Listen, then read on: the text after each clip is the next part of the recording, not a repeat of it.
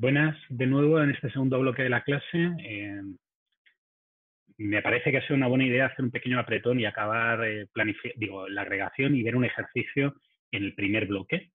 Vuestros compañeros ven el ejercicio en el segundo bloque y vuestros compañeros del jueves, y creo que a nivel intuitivo o educativo es mucho mejor que vierais exactamente si habíais entendido o no habíais entendido el cálculo en aquel momento y hubierais preguntado las cosas que me habéis hecho o que me habéis preguntado durante la respuesta a ese ejercicio.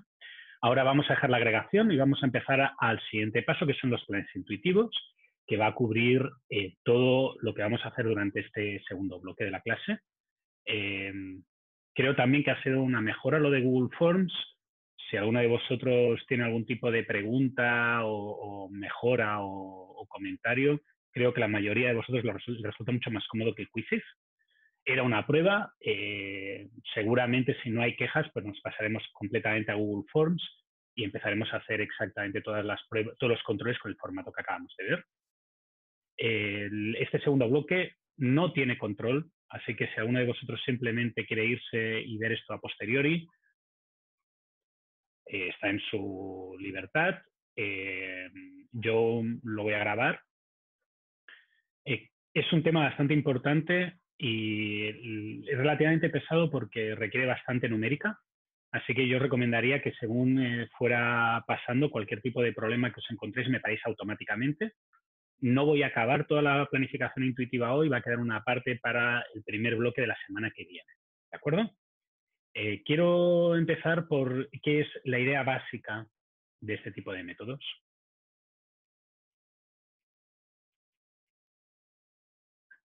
La idea básica de este tipo de métodos es que vamos a intentar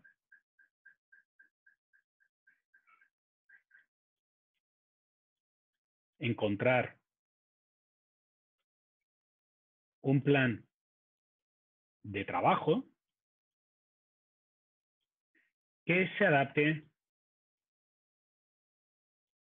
a nuestra demanda planificada,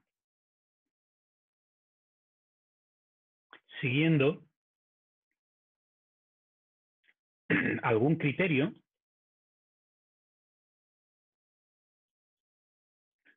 o propiedad deseable.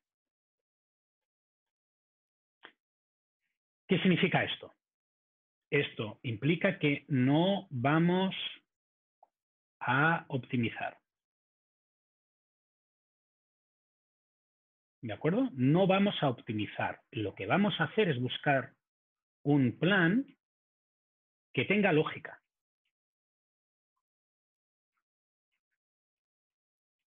Y eso tiene una ventaja. Es que un plan que tenga lógica requiere una hoja de cálculo.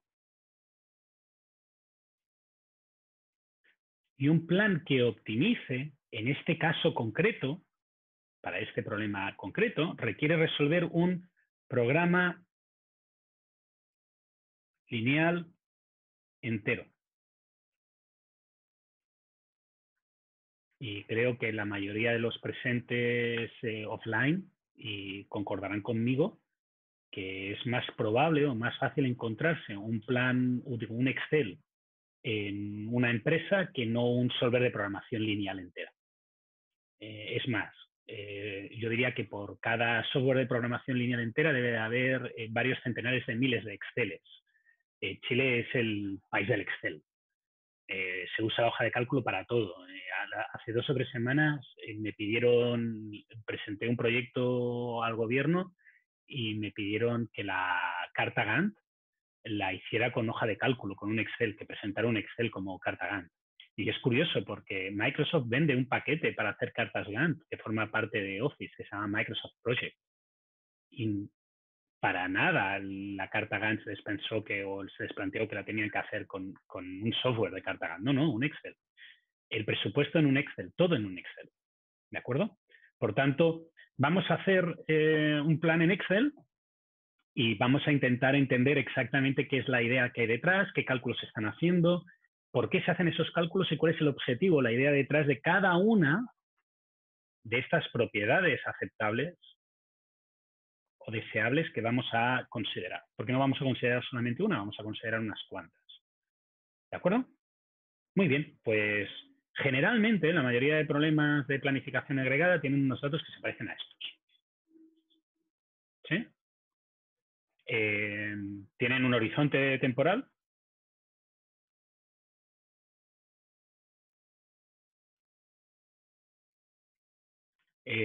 Como expliqué al principio de la clase, pues el horizonte acostumbra a ser anual. Yo por comodidad y porque el ejercicio tiene un componente demasiado largo, si no, pues lo he reducido a 6 meses. El ejercicio es igual de fácil o igual de difícil, pero claramente voy a tardar menos en resolverlo. Después tengo algo que mide mi capacidad productiva,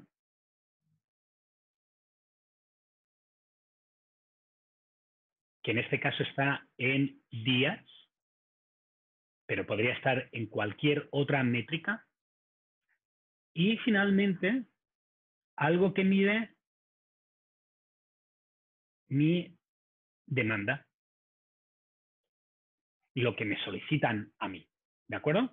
Fijaros que en el fondo lo que tengo que hacer es transformar estos días laborables de alguna manera en esta demanda.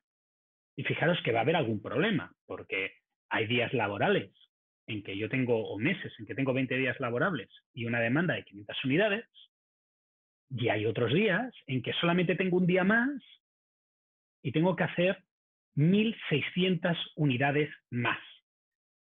Y solo tengo un día más. Por tanto, está claro que aquí hay un desajuste entre capacidad y demanda, entre mi oferta laboral y mi demanda de producto. ¿De acuerdo? Voy a aprovechar este momento que aún estáis fresquitos para intentar evitar el mayor error, evitar el biggest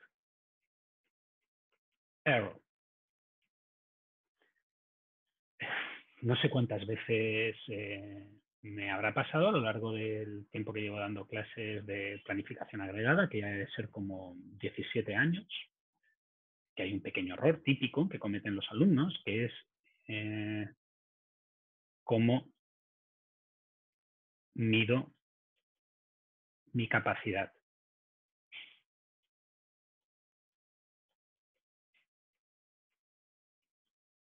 ¿De acuerdo? Y fijaros que yo en este ejemplo he puesto un ejemplo fácil. Yo esta capacidad de trabajo la estoy midiendo en días.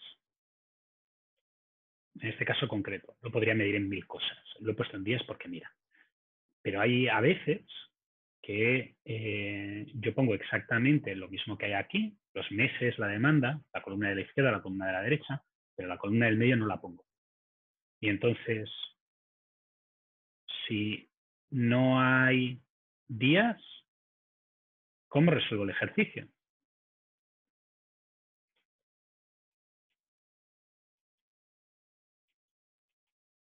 Y os prometo que esta pregunta me sale constantemente. Pues si no hay días, pues lo que tienes que mirar es cómo ha medido la capacidad de trabajo, cómo mido la capacidad de trabajo. Entonces, fijaros que el día es una unidad de tiempo, pero el mes también es una unidad de tiempo. Por tanto, si no os dan el número de días, lo que tenéis es capacidad. La capacidad será el periodo. Por tanto, el mes de enero tiene capacidad un mes, el mes de febrero tiene capacidad un mes, el mes de marzo tiene capacidad un mes, y así sucesivamente. Y ya hemos resuelto el problema, no tenemos ningún problema extra. Voy a tapar la cortina, que me está entrando el sol de una manera muy incómoda. Perdonad. Ahora mucho mejor para mí. Me está entrando el sol, me está dando aquí y me estaba empezando a molestar. Fijaros que es un mes, un mes, un mes, un mes. Por tanto, la capacidad en vez de ser días, pues será meses. Un mes. ¿Cuántos meses tiene el mes de enero? 1. ¿Cuántos meses tiene el mes de febrero? 1. ¿De acuerdo? Que generalmente se utilicen días con mucha frecuencia. ¿Que a veces se utilizan otras métricas? También. ¿Que si no pongo nada siempre podéis conseguir una? Sí, por periodos. Si hubiera puesto periodo 1, periodo 2, periodo 3, periodo 4, periodo 5, periodo 6, pues hubiera puesto por periodos. ¿De acuerdo? Antes de continuar, vamos a hacer un pequeño detalle sobre esto de aquí, que es el stock de seguridad. Todo lo demás lo vamos a dejar de lado por ahora. Nos vamos a centrar solamente en el stock de seguridad, en la demanda, en los días y en los meses. ¿De acuerdo? Todo el mundo ha entendido que lo de usar los días es porque, mira, porque los tengo. Si no, pues podría seguir trabajando, no sería el fin del mundo. Recordad los datos que hay en esa tabla de ahí, porque los vamos a volver a ver en el Excel. Y recordad este stock de seguridad del 10%, porque es el único dato que voy a utilizar por ahora en mis cálculos. ¿Dudas? ¿No? Muy bien, pues si no hay dudas, dejo de compartir y voy a pasar a un Excel. Y este Excel es el que nos va a estar acompañando gran parte del resto de la clase. Si alguien no ve, que me lo diga. Yo voy a intentar hacerlo lo más grande posible que pueda. A veces hasta demasiado grande. ¿Vale? Y esto de aquí lo voy a hacer más chiquitín, porque es menos importante. Mi cara no es especialmente bonita. Pero nos recomiendan que miremos hacia vosotros, hacia la cámara. Así que es una buena señal que me veáis. Si no, podría parecer que he grabado un vídeo o una cinta de cassette. ¿Sí? Y ahora fijaros que tenemos estos días y esta demanda y los periodos. He copiado directamente los datos. Me falta lo del stock de seguridad del 10%.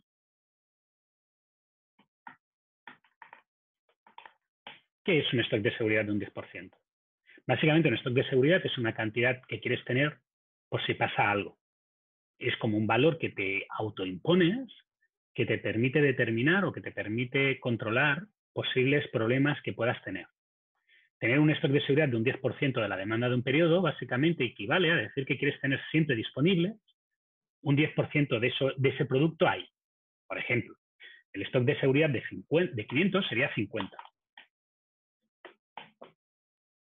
Y si habéis hecho una fórmula, pues os saldrá esto. ¿De acuerdo? Este stock de seguridad es que a mí, al final, durante marzo me gustaría tener 150 unidades por si pasa algo. ¿Qué puede ser eso? Cualquier tipo de imprevisto que pueda afectar o mi capacidad o mi demanda. Por ejemplo, un extra de producción, un extra de demanda, resulta que en marzo no se hace más frío y se venden más las sopas, o puede ser que nos han faltado algunas piezas, algunos componentes de nuestro montaje. Entonces, como han faltado algunos de nuestros componentes, pues echamos mano de ese stock de seguridad para cubrir esa necesidad. En el fondo es una cantidad extra que yo quiero tener. ¿De acuerdo? Es como si yo estuviera trabajando, planificando en un Falabella que quiero tener mozos de almacén suficientes para mover 4 toneladas de producto o 40 toneladas de producto y digo, mira, ¿sabes qué? 40 no, porque a veces es un poco más de 40. Para jugarme, to play it safe, 45. ¿De acuerdo?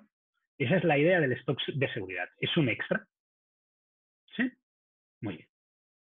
Ahora, el problema de ese stock de seguridad es que hay que hacerlo. O sea, no va a aparecer de la nada. Por tanto, fijaros que va a modificar la demanda. La demanda va a cambiar. Y a esto se le llama normalmente demanda corregida. Demanda corregida, que en otras ocasiones le he oído llamarle demanda de producción, es la demanda que uno va a plantearse que tiene para hacer frente a no solo la demanda real del mercado, sino también a esa inquietud que hace que yo quiera tener un stock de seguridad. ¿Vale?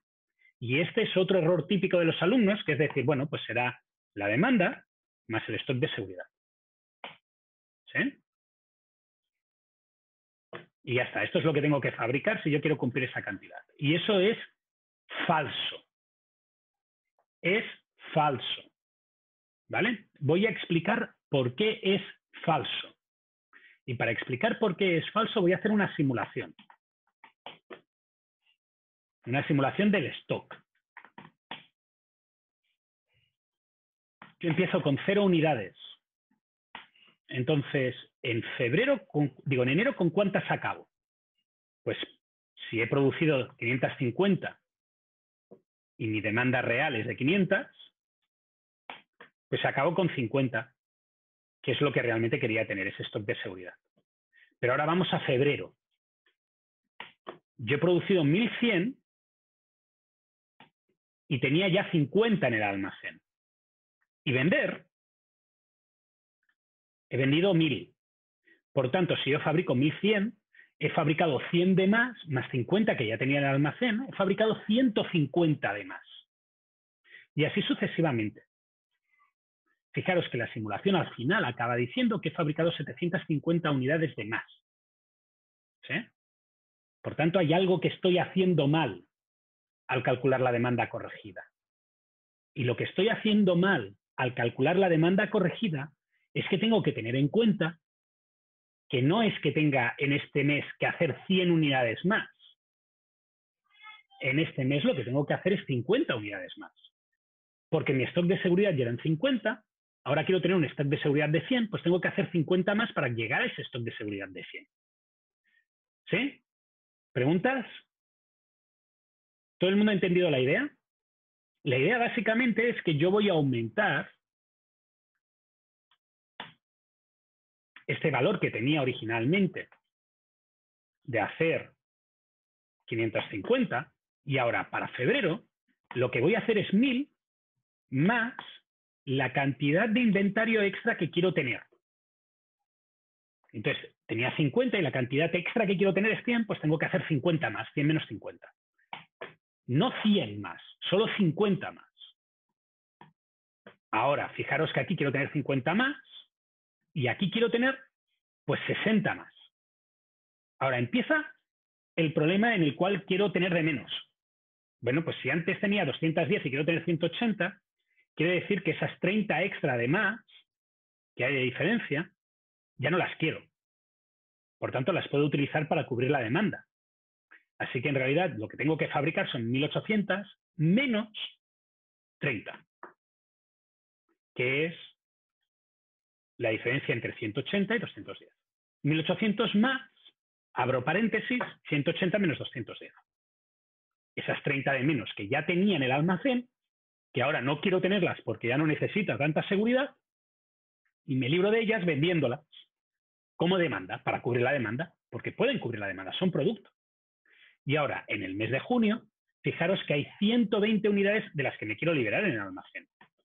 Por tanto, ya no tendré que hacer 600, tendré que hacer 480. Y ahora, si hacéis la simulación que hacíamos antes,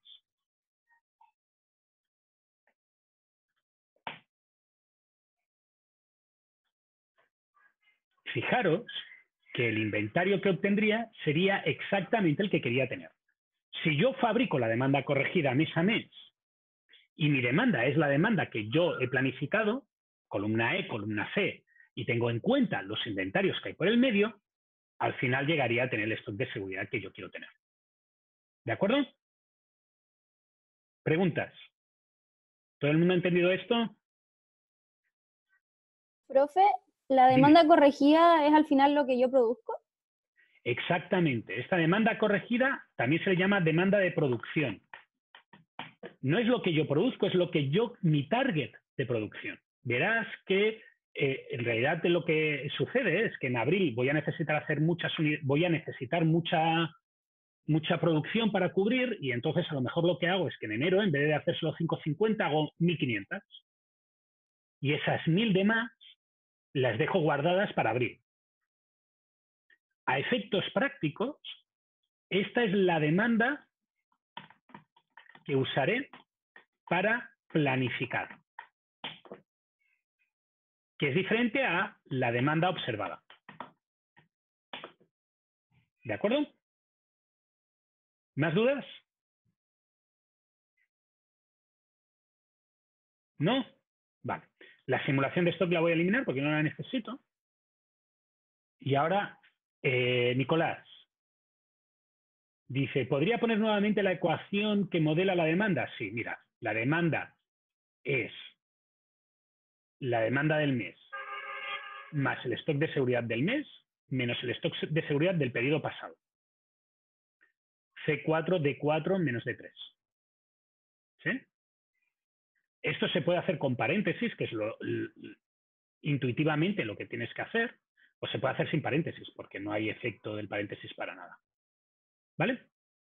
Muy bien. Ya tenemos la demanda corregida. Y ahora, recordad que al principio de la clase yo dije, idealmente, yo tengo que calcular a qué ritmo trabajo. ¿Sí? Entonces, la forma de calcular a qué ritmo trabajo se le denominaría tasa. ¿Sí? Y ahora voy a poner una tasa concreta, que diría, bueno, yo tengo que hacer 550 unidades en enero y tengo 20 días en enero. Tengo que hacer 2.160 unidades en abril y tengo 21 días en abril. Pues una manera de trabajar sería decir, bueno, pues si en abril tengo que hacer 550 y tengo 20 días, pues cada día voy a hacer 27,5. ¿De acuerdo? Cada uno de los días de trabajo voy a hacer 27,5. Por tanto, el jefe del sector dice, este mes tenemos que hacer, el objetivo de producción son 550 unidades. Activad el mecanismo para hacer 27,5 por día. 27,5 por 20 llegará a las 550. Para marzo, pues se reunirá con la gente y dirá, yo tengo que hacer 1.550 unidades. Ese es nuestro target de producción del mes de marzo. Tenemos 22 días para hacerlas.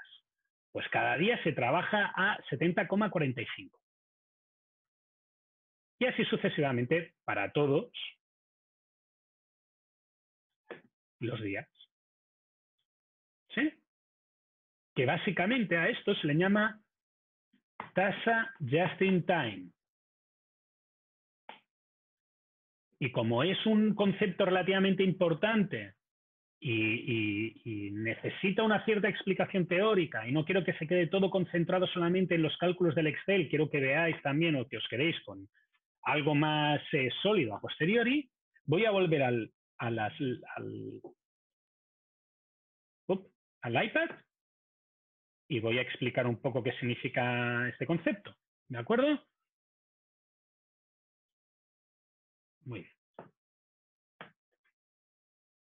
En el fondo,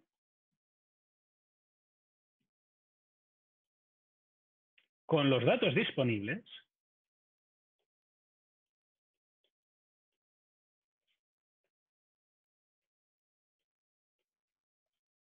parte de mi respuesta, no toda, pero parte de mi respuesta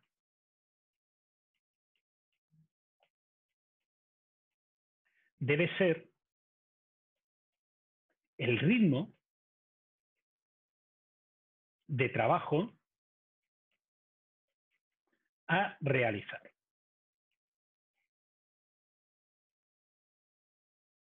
¿Sí? Dicho de otra manera, yo tengo que saber cuántas unidades tengo que hacer. Y ese ritmo de trabajo, en el fondo, es una tasa. Y una tasa quiere decir que son unas unidades de trabajo dividido por unidad de tiempo. Y aquí he dicho unidades de trabajo y quiero ligar este término de unidades de trabajo con lo que hemos explicado en la hora anterior. Estas unidades de trabajo es mi unidad de agregación.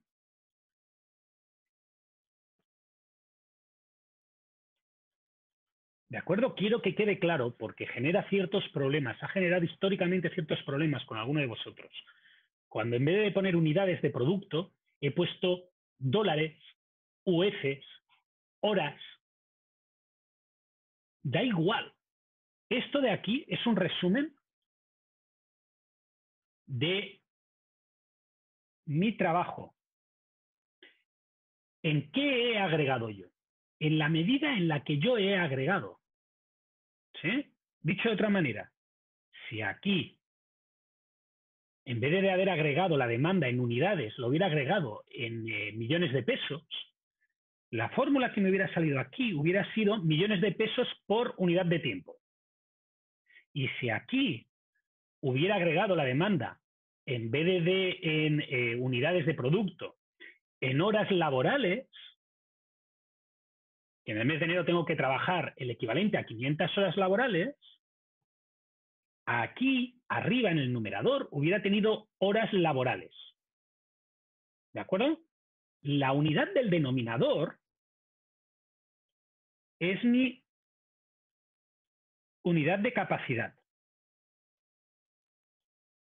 Que en este enunciado concreto, en este ejercicio concreto y en estos cálculos concretos, son los días laborables. Pero como he explicado aquí, podría ser otra cosa. Podría ser, por ejemplo, los meses, las horas, los minutos, lo que fuera. Dime, Nicolás. Por ejemplo, si es que usted dice que ya aquí en el ejemplo son meses, y si fueran en horas, para ese, entre comillas, stock de seguridad, ¿se podría hacer lo mismo como en horas? Así como en cantidad de horas que trabaja. Si el numerador, en vez de ser producto, fueran horas, ¿ya? Pues tendrías un stock de seguridad de horas. Que no es que tengas horas ahí almacenadas, ¿eh? Claro, claro. O sea, quiere decir que tú has hecho trabajo por producto equivalente a esa cantidad de horas. Entonces sería como esa cantidad de horas que me quedarían como en el stock de seguridad, sería como cantidad de trabajadores, porque al final de horas, o sea, al final de cuentas, como un trabajador ya hace 10 horas y me quedan en el stock de seguridad, digamos, 50. Sería como... Mira, te voy a poner un ejemplo en el cual se pueden utilizar horas, ¿vale? Ya. De nuevo, a mí me gusta, siempre intento explicar ejemplos que sean un poco más realistas o más cercanos a vosotros que un ejemplo de una multinacional o de una industria, porque queda un poco a veces un poco lejos. Telepizza es una empresa que inventaria horas, que hace inventario de horas. Tiene trabajadores. Telepizza vende pizzas, entonces las horas punta en que todo el mundo consume pizzas son siempre las mismas, es por la noche. Algo por el mediodía, pero normalmente por la noche. Entonces, él no puede tener trabajadores solamente en el horario de noche, porque eso, sobre todo en España, es bastante ilegal. Así que lo que sucede es que la gente viene antes y en el tiempo de antes hace trabajo de inventario. ¿Y qué es el trabajo de inventario? Pues hace masas, corta componentes. Todo ese trabajo, que es trabajo que se tiene que hacer, son horas de trabajo que la empresa ya ha destinado a un producto que facturará luego. ¿Sí? Por tanto, en el fondo, si yo hubiera estado aquí y esta demanda, en vez de ser en unidades, hubiera estado en horas, ¿vale? Lo que representaría este stock de seguridad es que en enero siempre quiero tener producto a medio hacer o producto acabado que equivalga a 50 horas de trabajo de ser humano.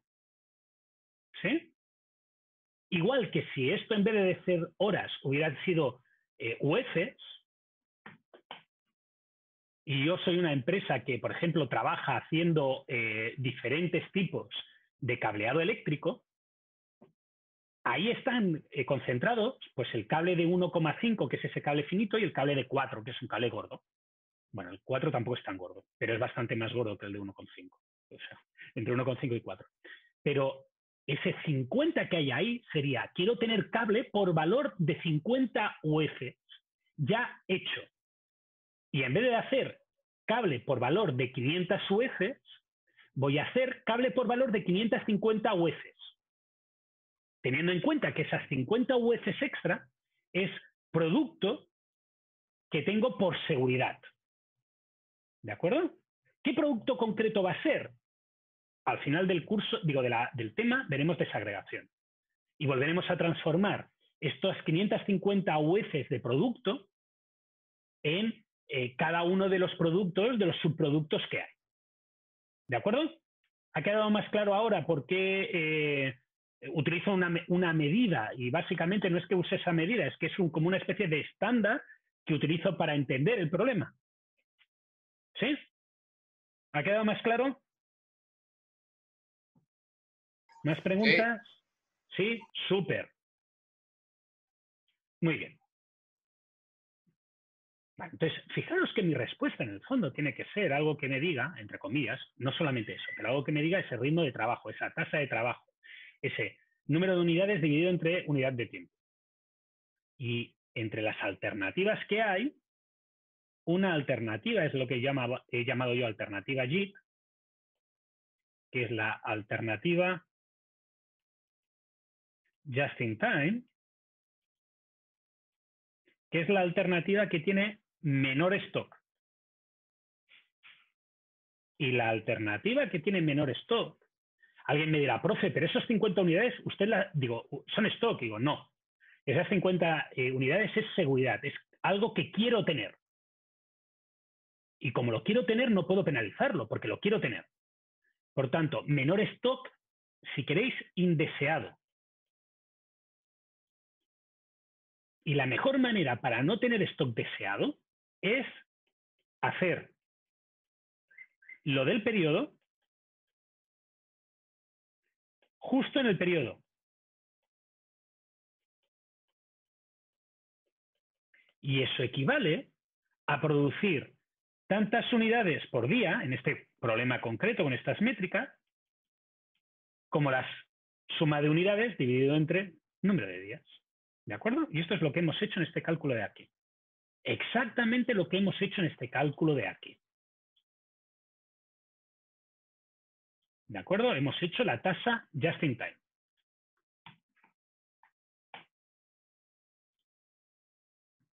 ¿Sí?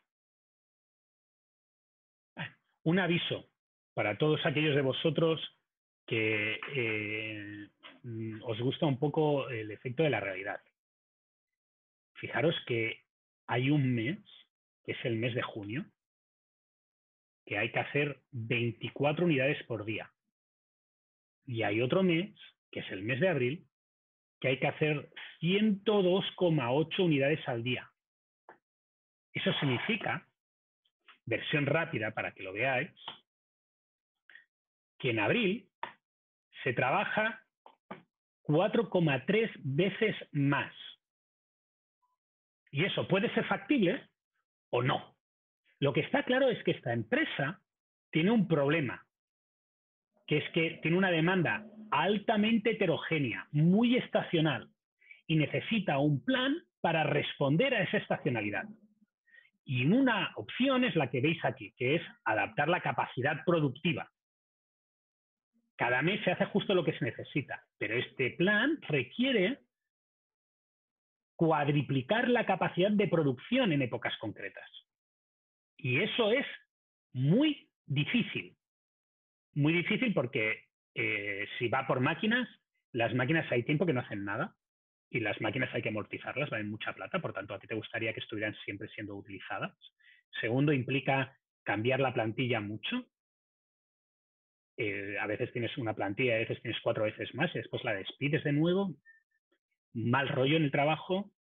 Tercero, si lo que haces es decir a los trabajadores que tienen que trabajar más en abril, muy probablemente ellos se habrán acostumbrado a trabajarlo de enero y te dirán que trabaje Rita, que trabajes tú, por tanto se irán y te quedarás sin trabajadores. Esas condiciones tan cambiantes no son positivas. Son malas. Por tanto, parece lógico que si bien teníamos nuestro plan Just in Time, en el cual lo que hacíamos era trabajar, un momento que no sé, sí, ya me acuerdo por qué. Perdónate, pero esto, la electrónica.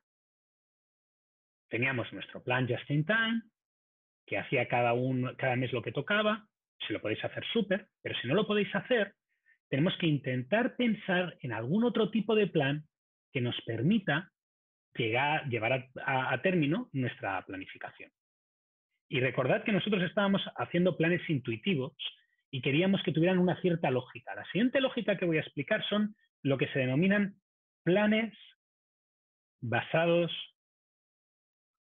en un ritmo constante de trabajo.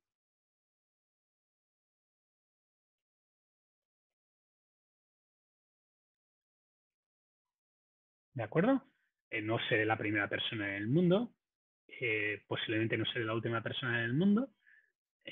También os puedo decir que yo no lo hago, así que no lo hacía cuando tenía vuestra edad, así que no creo que sea digno que yo os intente convencer de que lo hagáis, pero habréis oído miles de veces que os dicen que no dejéis los estudios para el último día, que empecéis a estudiar el primer día del año, que empecéis a estudiar y que hagáis un estudio continuado. Seguro que lo habéis oído una y otra vez, repetidamente, por activa y por pasiva, ¿sí? La idea es que tú cada semana o cada día pues te dedicas 2 horas a estudiar. Siempre 2 horas, un ritmo constante, ¿sí? Ese ritmo constante te permite que cuando llega el día de la prueba no tengas que hacer un pic de estudios porque ya has estudiado con anterioridad.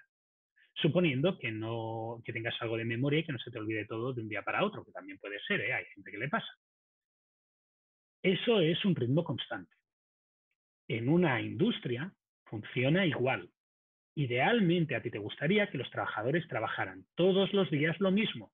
¿Por qué? Porque si les cambias el ritmo de trabajo de día en día, lo que va a suceder es que se van a volver locos. Más bien, van a acabar trabajando mal. Por tanto, el plan intuitivo que vamos a presentar ahora, que son los planes intuitivos a tasa constante, a ritmo constante, trabajan bajo la idea de que vamos a hacer lo mismo todos los días del horizonte de planificación.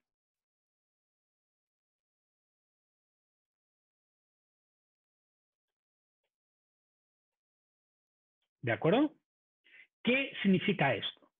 Pues si os acordáis en el Excel que teníamos, y no es necesario recordarlo porque lo voy a abrir, en abril teníamos una demanda muy alta, 2.160 unidades teníamos de demanda. Bueno, pues en vez de hacer las 2.160 unidades en abril, vamos a intentar hacer algunas unidades en enero, o en febrero, o en marzo, para que cuando llegue abril ya estén en el almacén y lo único que tengamos que hacer sea ir al almacén y sacarlas. ¿De acuerdo? Inventariar. Alternativamente, lo que puede ser que acabemos haciendo es decir, bueno, pues nuestros clientes que debían de recibir el producto en abril no lo van a recibir en abril, lo van a recibir en mayo. Y para aquellos de vosotros que esto les parezca imposible, os recuerdo que tenéis que mirar el bloque 1 y hablar del bloque 1 y ver en el bloque 1 lo que hay.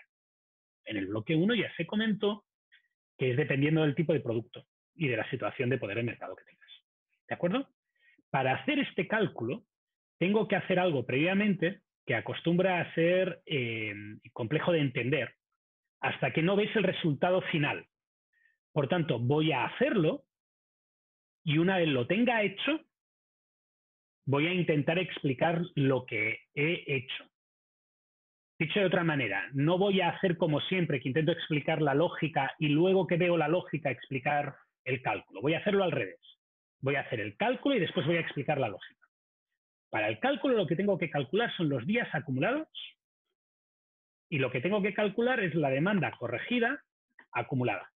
¿Qué quiere decir? Pues que para enero voy a tener de días acumulados 20 días, pero para febrero voy a tener 20 más los 20 de febrero. Fijaros que en el fondo lo que estoy haciendo es sumar. Para marzo voy a tener 20 más 20 más 32. Para abril voy a tener 20 más 20 más 22 más 21. Y así sucesivamente hasta estos 124. ¿De acuerdo? El total de días.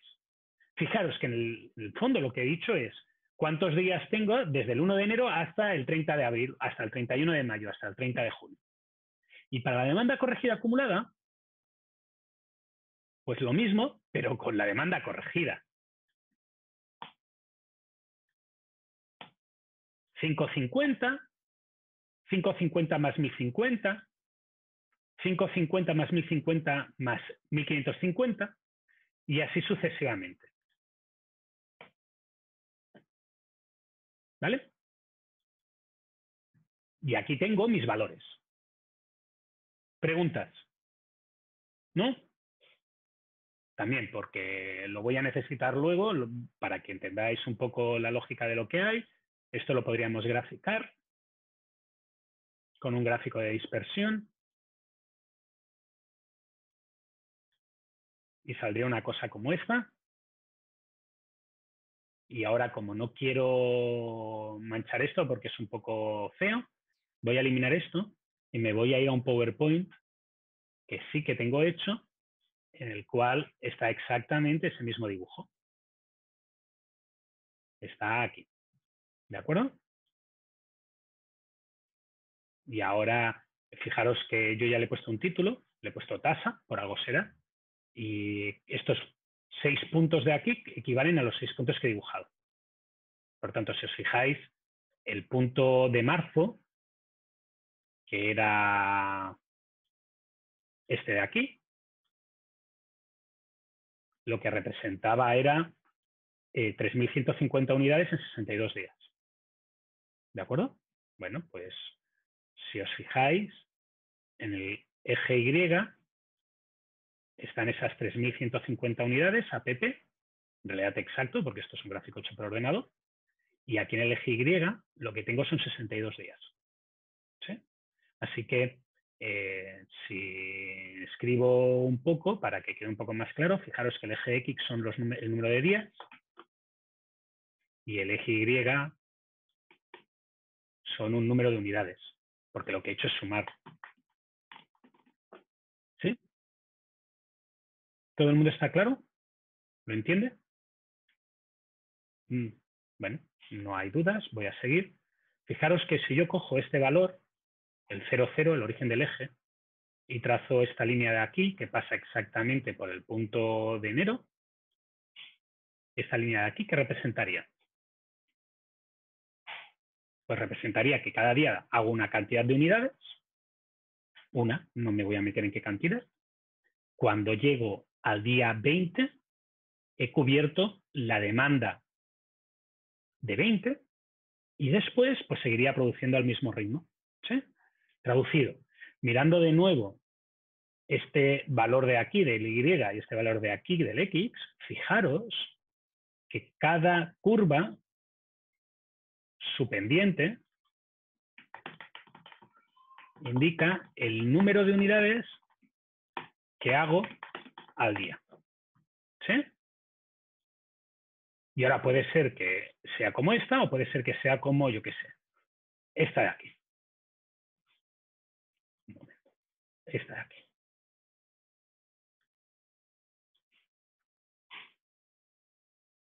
Si hago esto, ¿qué sucede? Pues que yo estoy haciendo cada día una cantidad de unidades y, por tanto, la recta lo que representaría es el número total de unidades fabricadas en esa cantidad de días. ¿De acuerdo? Y si yo dibujo una recta como esta, fijaros que el resultado es que el día 20 he fabricado más de 1.500 piezas, unas 1.500 piezas o unidades, por tanto, estoy por encima del stock que quiero. El día 40, que equivale a enero y febrero, en total yo tendría que haber fabricado la demanda de enero y la demanda de febrero, que es este puntito de aquí, pero en realidad he fabricado como 3.000, y así sucesivamente para todos los días. ¿De acuerdo? Por tanto, fijaros que esta recta, en el fondo, me está dando información sobre la producción que yo estoy haciendo. Y pueden pasar dos cosas en cada punto concreto que hay aquí. Puede pasar que pase como con este punto de aquí, entre este punto de aquí y este punto de aquí, que lo voy a pintar en otro color, porque este color es muy feo y se confunde. O puede pasar como en este punto de aquí. ¿Sí? En el caso del punto en verde, la diferencia entre la recta y el punto es stock. Es stock de más que tengo. He estocado de más para asegurarme que hay producto suficiente para otros momentos. Y ahora, esta recta naranja es que yo tengo esta demanda de aquí y solamente he producido esta cantidad de unidades. Por tanto, es stock de menos, es defecto de stock, es falta de producto. Es decirle a mi cliente que se tiene que esperar para conseguirlo. ¿De acuerdo? Fijaros que cada una de estas rectas, cada una de las rectas que una el punto cero con algo, su pendiente me definirá una tasa de producción, un número de unidades que hago por día. Y esa pendiente, esa definición del número de unidades que hago por día, fijaros que casualmente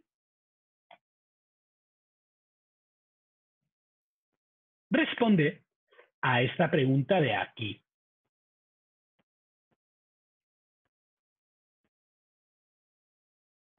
Vamos a hacer lo mismo todos los días del horizonte de planificación. ¿Sí? Por tanto, al agregar y al sumar toda la demanda de enero, febrero, marzo, abril para la casilla de abril, o todos los días de enero, febrero, marzo y abril para la casilla de abril, en el fondo me ha permitido, de alguna manera, calcular unas pendientes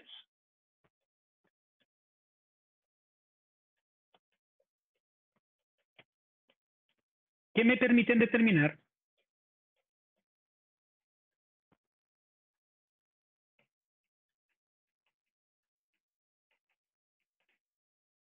ese ritmo, esa tasa de producción. ¿De acuerdo? Y ahora lo que puede pasar es que puedo tener una tasa de producción como esta de aquí, que parece una tasa de producción así más o menos, porque no satisfago toda la demanda, o puedo tener otra tasa de producción como esta de aquí,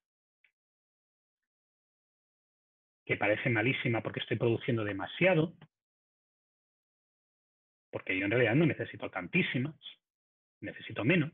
O puede ser una tasa de producción como esta de aquí,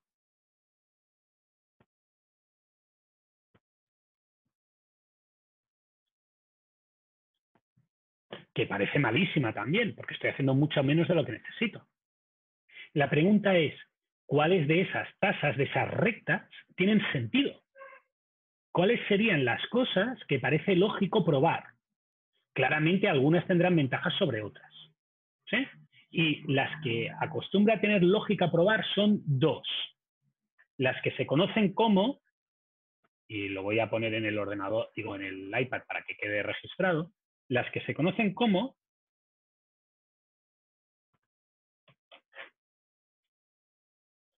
tasa constante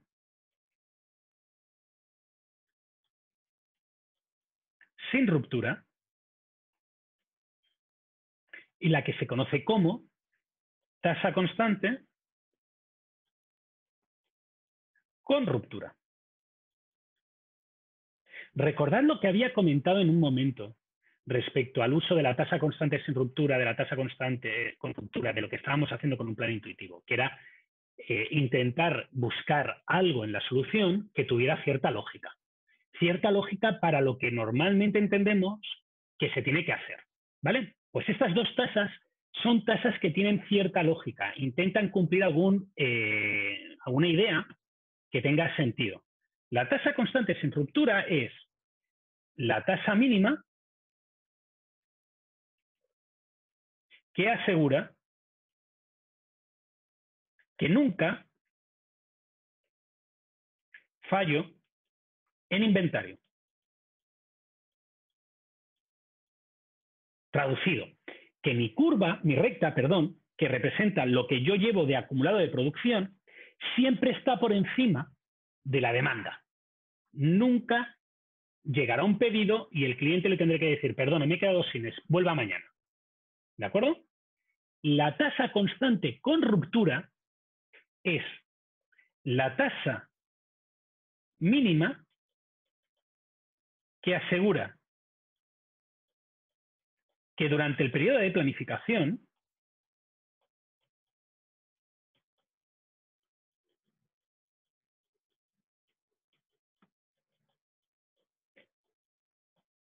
se cumple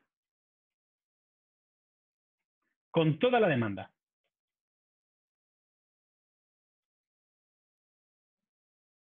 Traducido, mi cliente puede ser que se tenga que esperar, pero no se va a esperar más allá de mi plan.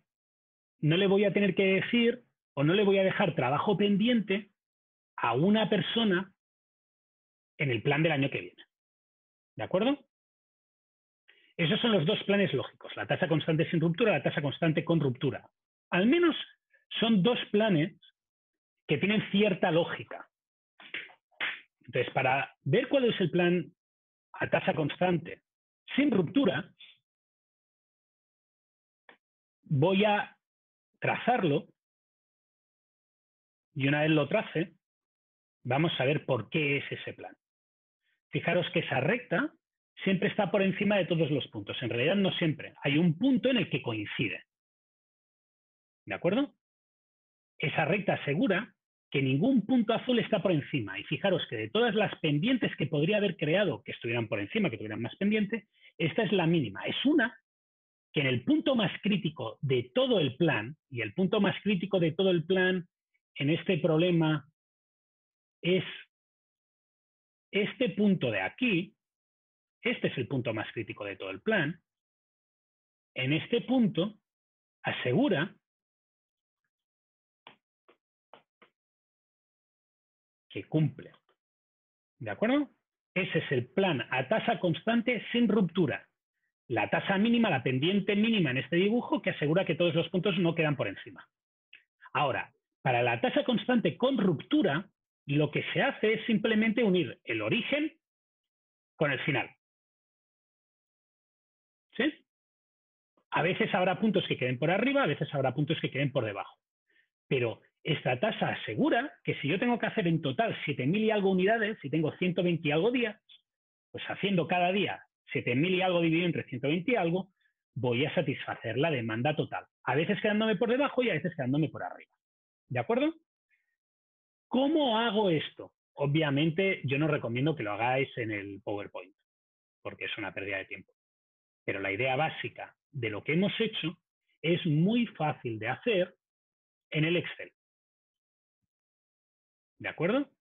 Tenemos los días acumulados, la demanda acumulada, y lo único que tenemos que hacer es, para determinar la tasa, dividir la demanda entre el número de días, que básicamente es lo mismo que encontrar el punto que marca la pendiente.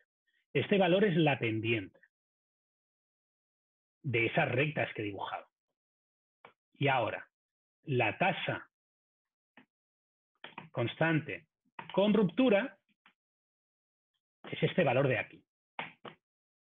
Y la tasa constante sin ruptura es el máximo entre estos 6 valores.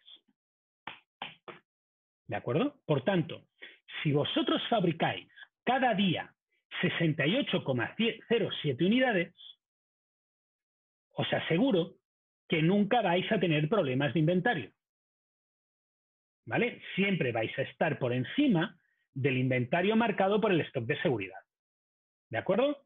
Y por si alguien tiene dudas, vamos a hacer una pequeña simulación para que lo veáis. Como habíamos hecho antes, para hacer esta simulación, lo único que tengo que escoger es la tasa elegida. En este caso, la tasa que voy a elegir va a ser el 68,07.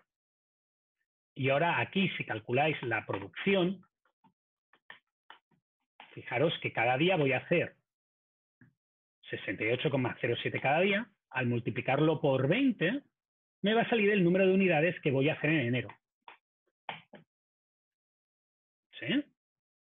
Si lo multiplico por 22, que es este caso, me saldrá el número de unidades que voy a hacer en marzo.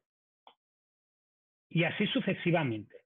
Fijaros que este valor es equivalente a lo que fabrico. Ya había puesto un ejemplo antes de que era lo que fabricaba. Y ahora, ¿cuál es el stock que tendré? Pues la producción menos la demanda. 861 que ya están. Por tanto, para febrero será la producción más más el stock que tenía menos la demanda. Y así sucesivamente veré el stock que me queda.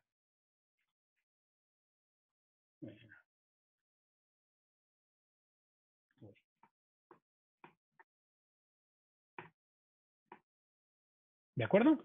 Este es el stock que me queda.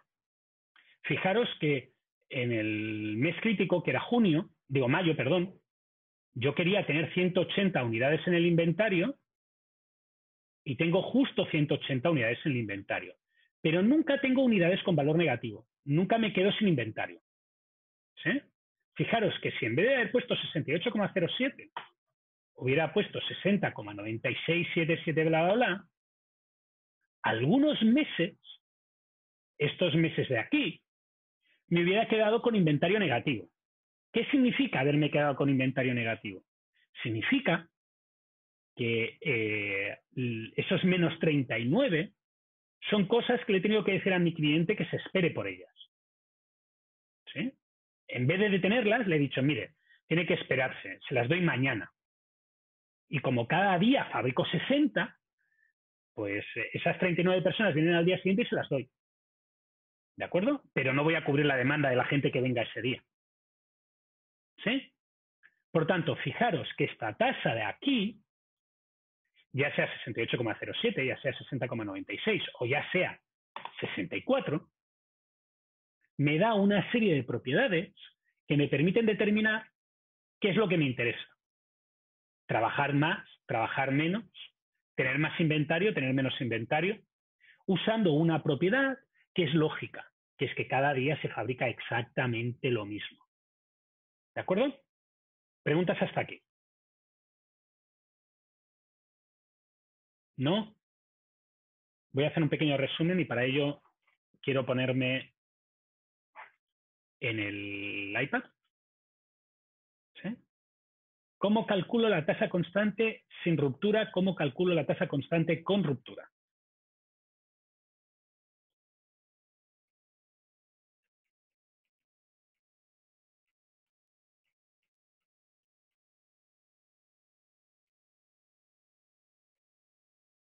Pues muy fácil, entre comillas. Primero cálculo agregado, cálculo corregido, demanda corregida.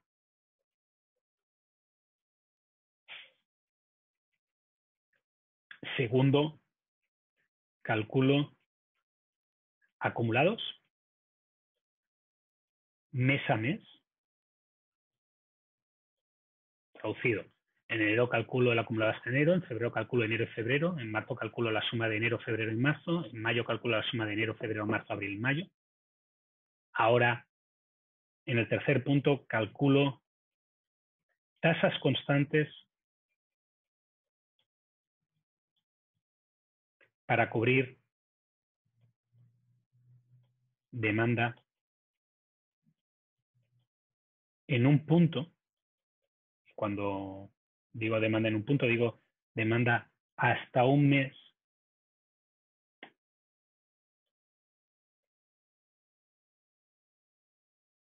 con los días disponibles hasta ese mes. Esa parte que he dicho que no le iba a explicar al principio, que simplemente iba a hacer los acumulados para que vierais el dibujo. Fijaros que el calcular las tasas constantes para enero, para febrero, para marzo, para abril, para mayo, para junio, en el fondo está dando un número que es el equivalente a las rectas que yo he ido dibujando, a las diferentes rectas que yo he ido dibujando. Y ahora, una vez he acabado con estos cálculos, la tasa constante con ruptura equivale a la del último periodo. Y la tasa constante sin ruptura equivale al valor máximo entre todas las tasas.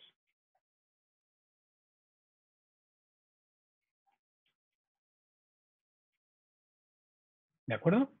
En el fondo estamos determinando la pendiente de esa recta para determinar si vamos a tener cuánto tenemos en total producido, cuál es la diferencia con lo que me han pedido, y si me quedo por encima, pues quiere decir que tengo inventario, si me quedo por debajo quiere decir que le he tenido que decir a mi cliente que se espere. ¿De acuerdo?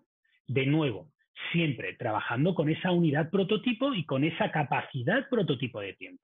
Alguno de vosotros me dirá, profe, pero eso normalmente se hace con gente, con trabajadores. No os preocupéis, la semana que viene. Por ahora, tasas. Unidades por unidad de tiempo. ¿De acuerdo? Unidades agregadas en la medida que estén por unidad de tiempo. Días, horas, meses. Lo que utilice la empresa para determinar su capacidad productiva. ¿Preguntas? ¿No?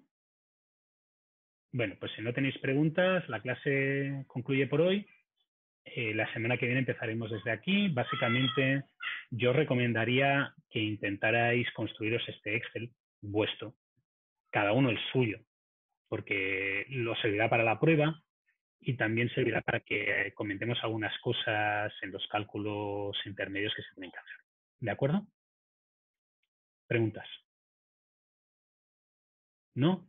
Bueno, pues entonces, gracias por asistir a la clase de hoy. Hemos acabado con 2 minutos de adelanto. Milagro. Profe, tengo una pregunta. Luis. Si es recomendable o quizás óptimo buscar el stock cero, no es factible como solución en vez del máximo, un día en que de la tasa buscar una tasa óptima que te pueda dar un stock igual a... La tasa óptima es un problema para el que prefiero que utilicéis programación lineal. Ya, porque si quieres hacer el óptimo, tienes que tener en cuenta muchas más cosas de las que he explicado yo.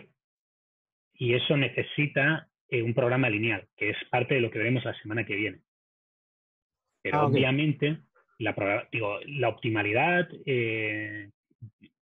hay un dicho que dice que es mejor obtener la solución óptima a un problema no real o obtener una solución que no sabemos qué es para un problema real.